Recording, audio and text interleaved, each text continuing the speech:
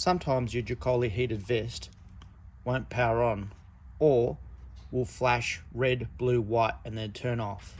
It might be because the USB cable isn't completely connected in. Open up the Jackoli heated vest and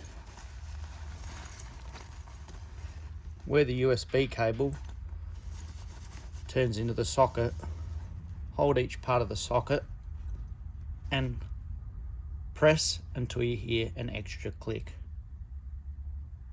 If you need to replace your Jackoli USB cable, simply hold and twist the USB cable until it comes out. Put the replacement in, push and make sure there is a firm click.